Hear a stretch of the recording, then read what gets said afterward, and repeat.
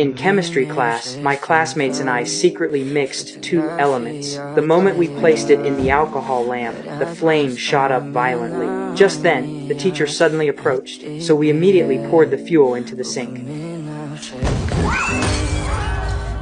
Fortunately, nothing happened, but this proved our rocket fuel had succeeded. We headed out to the mining area to test our rocket launch. After I lit the fuse, the rocket took off, but then suddenly changed direction mid-flight and headed straight for my father's office. My friends who came with me panicked and ran for their lives, but I was worried about my father's safety, so I mustered up the courage to rush toward the office. When I got there, my father was already standing at the door, holding what was left of the rocket, waiting for me.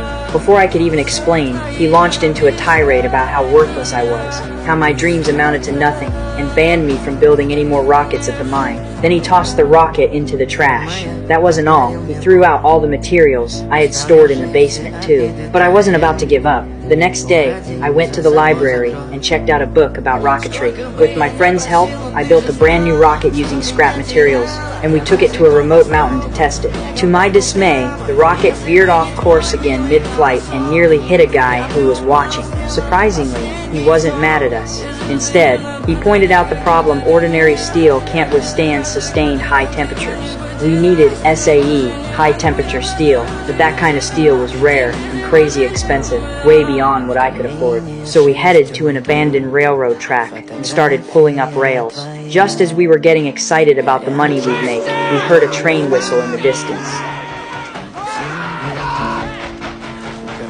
Thankfully, it was a false alarm. We used the money from selling the rails to buy a high-temperature steel rod, and with the man's help, we finished processing it. Then we continued our experiments, but every single one ended in failure, either exploding on the launch pad or refusing to lift off at all. After 50 failed attempts, our resident genius figured out that the fuel's purity might be the issue. The intense heat after ignition was causing the rocket to expand and explode, so we upgraded our rocket fuel using high-concentration alcohol. When we got back to the mountain, we found a crowd of people waiting. Turns out my brother had invited his coworkers to come watch me fail. I ignored them and hit the ignition switch. The rocket shot straight up into the sky, and the crowd erupted in cheers. Even the teacher who had shown up was blown away. Before long, our story made the front page of the newspaper. But before we could celebrate, the police threw us in jail. A forest fire had broken out that day, right in the direction where our rocket had landed. Luckily, we were all minors, so our parents bailed us out. On the way home, my father chewed me out the whole time.